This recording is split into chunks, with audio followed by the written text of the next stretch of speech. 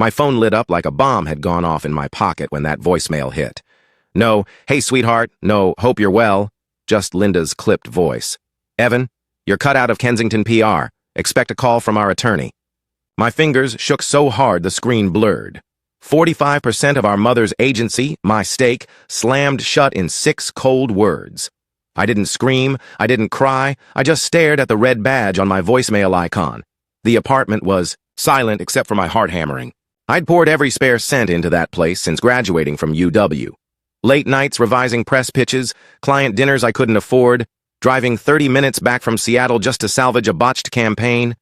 They all felt like blood in the water now. My 45% wasn't just equity. It was my ticket out of my childhood bedroom, my chance to prove I wasn't just Mom's kid or Jacob's backup. I braced myself and hit play again. No apology, no sorry, just business. I closed my eyes, picturing Linda's pristine office in St. Louis, the mahogany desks, the portraits of half-forgotten CEOs, the smell of coffee always burning. That used to be home. Not anymore. 48 hours later, 72 missed calls flooded my screen, Jacob's name flashing, urgent texts begging me to undo this shit. Undo what? I sold my shares. No dramatic email, no fiery texts. I called a corporate attorney Monday morning. By Tuesday evening, the papers were signed with Redwood Ventures. That was the silent click of a mousetrap snapping shut. The next morning, my phone exploded with Linda's frantic voice messages. "Evan, you don't understand. This is a mistake." Her desperation sounded fake, like an actor reading off a script.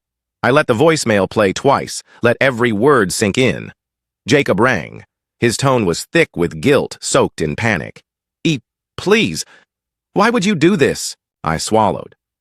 "You told me I was out. Linda told me you two had new plans." He stuttered, fumbling through excuses about fast-moving deals and legal stuff. I remembered the Facebook post I saw 3 weeks ago. Mom and Jacob, grinning ear to ear, shaking hands with some Redwood rep. A major partnership to scale pro bono outreach. I found out mid-scroll between engagement pics. No call, no heads up, just pixels on a screen. That's when I knew they treated me like a glitch in their grand design. I'd kept the books, I'd patched cash flow leaks, I'd refinanced my own savings to cover payroll, and they rewarded me with a voicemail. Jacob sputtered in my ear. "We thought you moved on, started your own thing." "Started my own thing," I laughed. "Here's a thought. Maybe I was too busy running your company to build my own." He went silent. I could feel the calm detachment in my chest, a cold clarity replacing the betrayal. "You told me I wasn't needed." He opened his mouth, but no words came. I hung up. No heroics, no last-minute save, just the click of end call. I leaned back, staring at the ceiling. The weight in my chest was heavy, but it was mine. I'd exchanged chaos for control. They inherited chaos from Redwood's audit team. I inherited freedom. This was only day one. The storm was coming for Kensington PR and for Mom and Jacob, and I was watching it unfold from a distance. I pressed play on the voicemail one last time. "Expect a call from our attorney." I smirked. Already did. I didn't even get a full night's sleep before the vultures circled.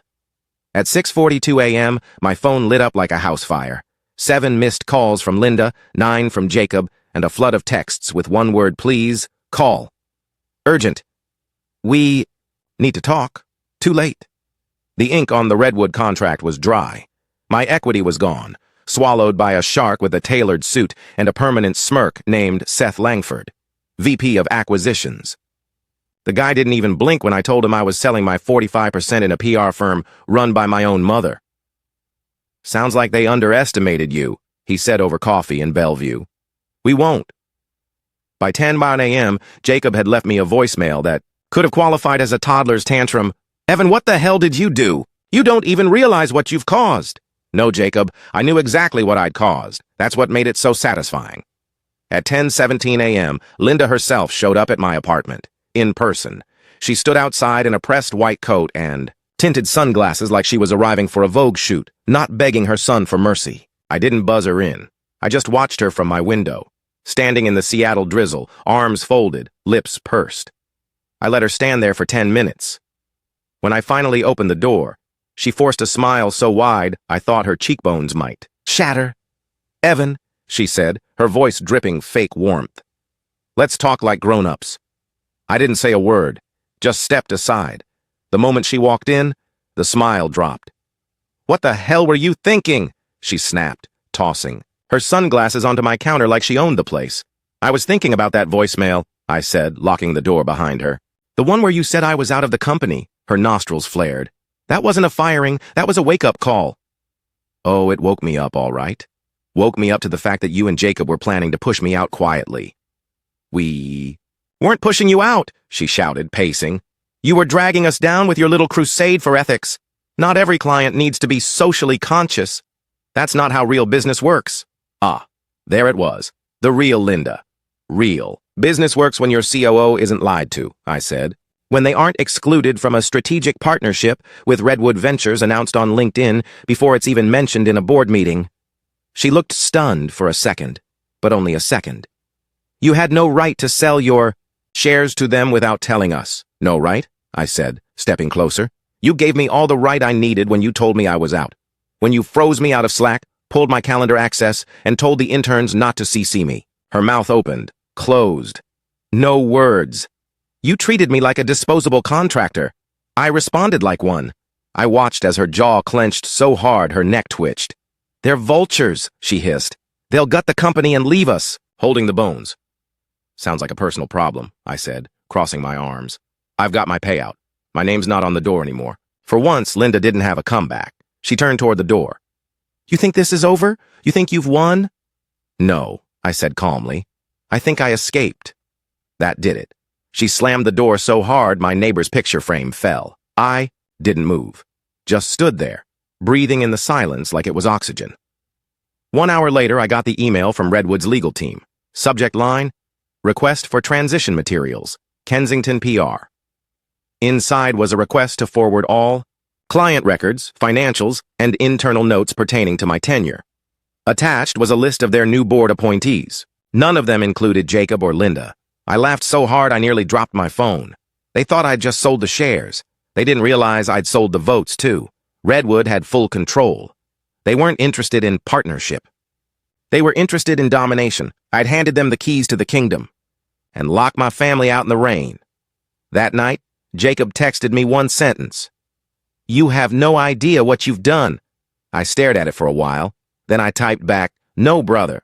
You have no idea what I'm about to do." Because I wasn't finished, not even close. And the next move, it would shake what was left of Kensington PR to its crumbling core. Jacob was the first to break.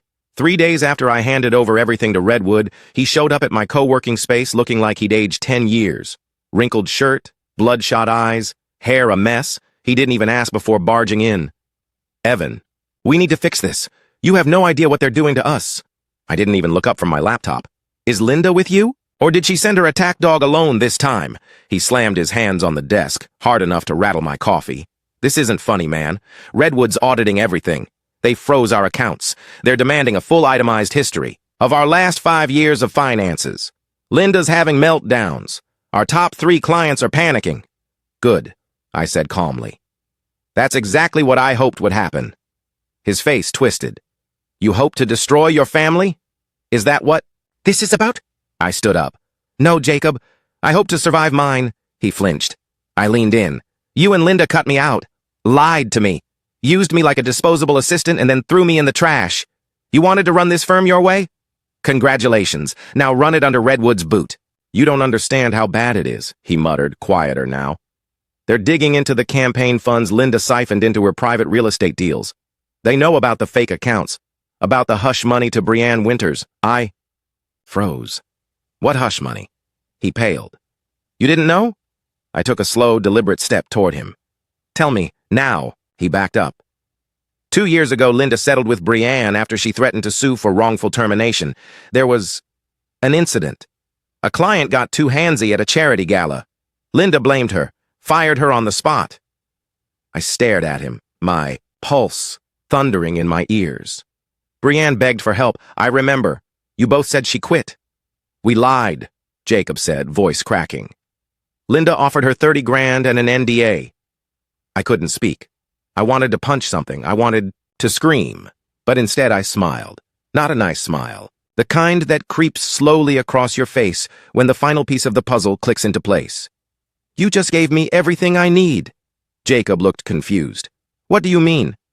I mean, Redwood has a zero-tolerance policy for ethical violations. I read their code. It's aggressive. You think they're panicking now? Wait until they find out about Brienne. Evan, please, he said. You don't have to tell them. Tell them? I laughed. I already did. He blinked. What? While you were yelling at your mirror and Linda was practicing fake tears, I was compiling a full report, documents, emails, text screenshots, everything. I sent it to Redwood's ethics division yesterday. His mouth opened, but no sound came out. Best part, I added. I BCC'd 2 business reporters from Seattle Times. They're drafting a piece right now. Jacob looked like he might faint. You're blowing up your own family in public? I grabbed my coat. No. I'm giving the truth a microphone. What happens next? That's on you and Linda. I walked past him. He didn't follow. I went straight to Brienne. Found her running a small PR startup in Tacoma. 10 times scrappier, 10 times more principled than Kensington ever was. When I told her what I'd done, she cried. Then she hugged me like I'd just thrown her a lifeline from a sinking ship. I can't believe someone finally believes me, she whispered. They will, I said, loudly and publicly. That night, the Seattle Times piece dropped. Headline, Whistleblower reveals decade of corruption inside Kensington PR. Disgraced COO goes public. My name wasn't in the headline, but it didn't need to be. Within 20 minutes, Linda's LinkedIn went dark. Jacob's Twitter got nuked. The Kensington PR site displayed a 403 error. Redwood issued a terse public statement. We are reevaluating our acquisition of Kensington PR in light of recent disclosures. All operations are currently suspended pending investigation. I opened a bottle of bourbon and toasted the screen. You wanted me out, Mom? Now you're out, with cameras pointed at your door and IRS agents combing your books. I got a text from Brienne that night. You changed everything. Not yet, I thought, but I was just getting started. Because destroying Kensington PR was just revenge. What came next? That was my redemption. 1 week after the Seattle Times article detonated, Kensington PR was a ghost ship drifting toward legal oblivion. The office doors were padlocked by court order, emails bounced back, vendors demanded payment. And Linda? She vanished from public. Life like a disgraced politician after a scandal. No press statements, no apologies, no accountability. Just radio silence from the Queen of Spin, until she finally resurfaced. In my inbox. Subject line, you've made your point. Now let's talk. I stared at the screen for a full minute, bile rising in my throat. The gall, the entitlement. Like this was some petty family argument and not the corporate betrayal of a lifetime. I didn't respond, but she didn't stop. The next day, she tried a different route. My father. We hadn't spoken in 3 years. Divorce had blown through our family like a wildfire, and he fled the blaze without looking back. But apparently now, he was willing to crawl out of his cave to play mediator. Evan, he said, voice low and tired over the phone. She's not doing well. She's talking lawsuits, reputational damage. She's blaming herself, but also you. She should pick one, I snapped. Either I'm the saboteur, or she is. She's spiraling, he added. Jacob, too. Their lawyers are circling each other like wolves. Good. Let them devour one another. Why are you even calling me? I asked. You picked your side years ago, he paused. Because I've seen the other side now, and I'm starting to wonder if I should have backed the right one from the beginning. I didn't answer, but part of me, just a fragment, wanted to believe he meant it. Later that night, I met with Brienne again, over coffee this time. No tension, no hidden mics, just us. She smiled as she slid a business card across the table. Bolden. And Wyatt, ethical brand strategy, public crisis navigation, founder, Brienne Winters, you built this? I asked. She nodded. Out of the mess they made, thought maybe we could partner, expand, bring in real talent, make it mean something. I stared at the card. It felt heavier than it should have, like it carried a future I hadn't dared consider. You serious? I don't offer what I don't mean, she said. And just like that, the game shifted. From vengeance to vision. I said yes. Within 5 days, we signed 3 ex-Kensington clients who had bailed when the Redwood news hit. Turns out, clients didn't like being lied to either. They wanted transparency, humanity, and above all, someone who actually gave a damn. And that was our edge. Meanwhile, Jacob was drowning. Redwood's legal counsel issued a demand for immediate restitution for fraudulent concealment of financial risks during acquisition. Translation, pay back every cent or face litigation, Jacob called again. This time, his voice wasn't angry. It was broken. You need to help me, he whispered. I'll lose everything. I took a deep breath, letting him sit in that silence. Begged you to treat me like a partner, I finally said. You chose puppet. You pulled Linda's strings and let her gut the firm. I didn't know everything, he muttered, but you knew enough. He started crying. I didn't hang up, not because I pitied him, but because I wanted him to hear what real accountability sounded like. I can't save you, Jacob, and honestly, I don't want to. The next day, Brianne and I launched a campaign. Full-scale open letter to the industry, the cost of silence, why ethics must lead PR, not follow it. We signed it. So did 17 ex-Kensington employees, 2 clients, 1 reporter, even a former intern who'd been steamrolled by Linda back in 2020. It went viral. Podcasts, trade blogs, speaking invites. It turned Bolden and Wyatt from a spark into a brush fire. Meanwhile, Redwood walked away from Kensington entirely. Publicly stated they were misled during acquisition and filed lawsuits against Linda and Jacob personally. I got a voicemail from Linda that night. Her voice sounded small. I'd never heard her sound small. I was wrong about you, she said. You were never weak. You were dangerous. And I didn't see it until it was too late. I played it twice. Then I deleted it.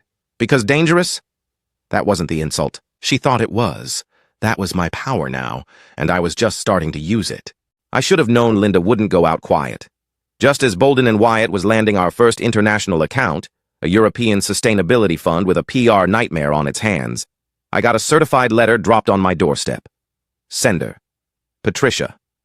V. Hargrove Esquire. I didn't recognize the name, but the firm? Franklin, Lister, and Wells.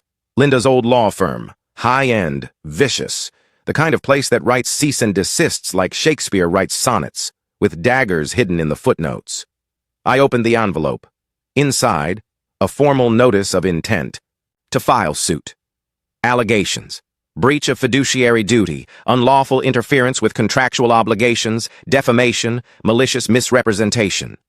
My name was bolded, underlined, capitalized.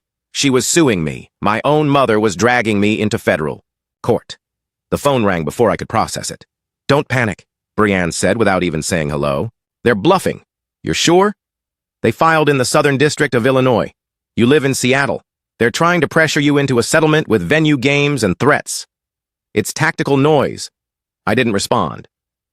Was staring at the last page of the notice. Exhibit D. Testimony from a witness with first-hand knowledge of the defendant's intent to sabotage Kensington PR. I read the name once, then again. My stomach dropped. Elliot Markson, my college roommate, my business partner for a failed startup before I joined Kensington full-time. I hadn't heard from him in years. He disappeared after ghosting me mid-investment, tanking our product launch and running off with a VC I never trusted. Now, he was back. As Linda's star witness, I found his LinkedIn, revived and polished. Strategic consultant in crisis communications, proud to collaborate with legacy firms navigating internal transitions. Code for paid snake. He'd sold me. Out. Again. Only this time it wasn't a betrayal. It was a grenade. Brianne and I sat in our cramped office, the smell of burnt espresso filling the air, as we went over the legal options. This isn't about winning, she said. This is about draining your energy, stalling your momentum. Classic reputation warfare. I nodded. She wants me distracted, tied up in depositions instead of building something real. Then we don't play by her rules, Brianne said. Looked at her. You thinking what I'm thinking? She smiled grimly. Public transparency. Again. We launched a campaign within 24 hours. Not defensive, offensive. We posted the cease and desist letter, with redactions, of course, along with an open response titled, When the Powerful Use Lawsuits to Silence Truth, a Former Insider Speaks. It exploded. Industry veterans weighed in, civil rights attorneys reposted it, even whistleblower protection groups shared it as a case study in weaponized litigation. We framed it not as a family feud, but as a cultural rot that punished the People who dared tell the truth. Elliot tried to respond on Twitter. He posted a limp thread full of vague ethical concerns and professional boundaries crossed. We hit back with screenshots, emails from 2018 showing how he'd embezzled from our startup's shared account before vanishing. Legal threats we never followed through on back then. Now, we published them, receipt after receipt. It was brutal, but it had to be, because Linda didn't care about winning in court. She wanted to break me in public, to make me doubt myself, to shame me back into submission. Instead, she watched as Elliot's reputation shattered, her lawsuit got mocked in legal blogs, and Bolden and Wyatt's inbound client inquiries tripled. Jacob texted me again. This time, no insults, no guilt, just 5 words. She's not going to stop. I didn't reply, because I already knew that, and I was done waiting. I called Redwood's lead counsel, arranged a private meeting. I have a proposal, I told them. What kind? The kind that puts a final nail in the coffin. They were skeptical until I handed them what I'd been sitting on. A backup of Kensington's shadow payroll, Linda's private ledger, unreported bonuses, off-the-book staff paid through a shell LLC, documents Jacob had stupidly emailed me 2 years ago asking, should we delete these? I didn't. I archived them. Now, I handed them over. Redwood's eyes lit up. They didn't care about Linda anymore. They wanted a win. And this was an obliteration. They filed a countersuit within 3 days, full-blown civil RICO charges. Kensington PR wasn't just unethical now. It was under criminal scrutiny. I watched the press conference from my office window. Linda stood in front of a courthouse, flanked by attorneys trying to look composed. She didn't. The woman who once ruled every room she entered now looked like a scared relic from another era. When the reporter shouted, "Do you have anything to say to your son?" she turned away. Didn't even flinch, didn't even blink, just disappeared behind her lawyer's back like a coward in retreat. I took a breath. Brienne walked in behind me. "Still dangerous," she said with a smile. I nodded. "Yeah. But now, I'm untouchable." They say the truth sets you free. Sometimes it blows everything else to hell first. 3 weeks after Redwood filed their civil RICO charges, the story went national. Forbes picked it up. So did CNN Business. A family empire implodes in a storm of lawsuits, lies, and leverage. That was the headline. There was no longer any Kensington PR. The name itself had become toxic, blacklisted by clients, shunned by agencies, ripped off lobby signage like it had turned radioactive. The firm's website redirected to a government seizure notice. Linda's LinkedIn had vanished. Jacob filed for bankruptcy. And me? I was in New York, standing on the 32nd floor of the Midtown Hyatt, preparing to keynote a conference on ethical disruption in PR. I was no longer a whistleblower. I was a movement. The world had changed, and I had made it change. But power is funny. Once you taste it, you can't untaste it. That's when I got the call. Unknown number. No voicemail. Just a cold silence when I answered. Then a whisper, "Evan, don't go on that stage." I froze. "Who is this?" Click. I called back. Nothing. 10 minutes later, an email came in. No subject, no signature, just one line. "Speak, and she burns." Attached was a photo. Linda gray jumpsuit, hair matted. Clearly a mugshot, but not the one the media had. This one hadn't been released. I stared at it, adrenaline punching my chest. Another email followed, an audio file. It was Jacob. His voice, ragged, borderline hysterical. "They've got something on her, something sealed, not the tax stuff, not Redwood. Deeper, she's begging. Evan, you need to stop this. They're going to use it. I played it twice, then a third time."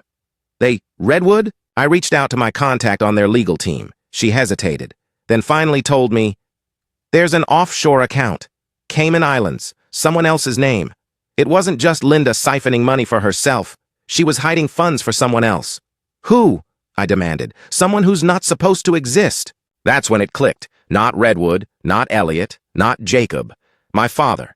The man who claimed he was just the middleman. The man who suddenly reappeared when the lawsuits started piling up.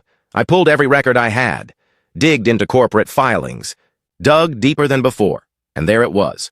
Buried under 3 shell companies, JT Argo International, founded 1993. Cayman Registry. Guess whose initials are JT?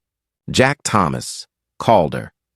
My father, the man who supposedly left the family business 2 decades ago, The man who let Linda take the fall, and the man who, it turns out, had been laundering money through Kensington the entire time. I sat at my hotel desk, stunned. This wasn't just about PR or betrayal anymore. This was a criminal conspiracy that stretched across decades. And my mother? She wasn't just a narcissistic manipulator. She was the scapegoat, the patsy. I could burn her completely. Finish her off. Tell the world the truth and walk into that keynote with fire at my back. Or I could do something else. I met Brienne in the lobby. I told her everything. She listened, silent, calm. When I finished, she said only one thing. So what's the move? I took the stage 20 minutes later. Standing in front of 600 CEOs, founders, journalists, and agency heads, I cleared my throat and told the truth. All of it. Kensington, the corruption, the Redwood takedown, and then the final twist. My mother. Didn't act alone, I said. She was guilty, yes, but she was also manipulated. The real architect sat quietly in the background while she took every bullet. I paused. I'm not naming him. Yet. But make no mistake. Justice is coming. The room went silent. No applause. Just stunned, wide-eyed silence. When I stepped off stage, my inbox exploded. So did Twitter. The keynote went viral within an hour, and that's when my father finally broke silence. He emailed me. Subject, we need to talk. I didn't answer. I posted the email header publicly with one sentence. You taught me how to lie. I just chose not to. 2 hours later, the Department of Justice unsealed the case. Wire fraud, tax evasion, racketeering, J.T. Calder, a.k.a. Jack. Thomas Calder was indicted. He was arrested at a private airstrip in Nevada, trying to board a jet under a fake name. Linda? She turned state's evidence within the hour. In exchange, she got a lighter sentence. Jacob was left with nothing. And me? I rebuilt. Bolden and Wyatt doubled in size. We opened offices in San Francisco and London, and every time someone asked me how, I did it. How I survived, how I won. I said the same thing. I didn't fight to win, I fought to end it, and I did. For good. The empire burned, but from the ashes, I built something honest. Something real. And nothing. Not my mother, not my brother, not even the man who gave me his last name, could ever touch it again. That was the final move. Not revenge. Freedom, the kind they never saw coming. And here it is, the finale of today's story. Did everything turn out as you imagined, or did it end unexpectedly? I'd love to hear what you think. Leave your thoughts in the comments below, and let's dive into the discussion together. If this story kept you in suspense, don't forget to give it a thumbs up. And if you haven't signed up yet, what are you waiting for? This is your chance to join an incredible community where exciting new stories unfold every day. Click the subscribe button and turn on notifications to stay up to date. Thanks for your attention and see you on your new adventures.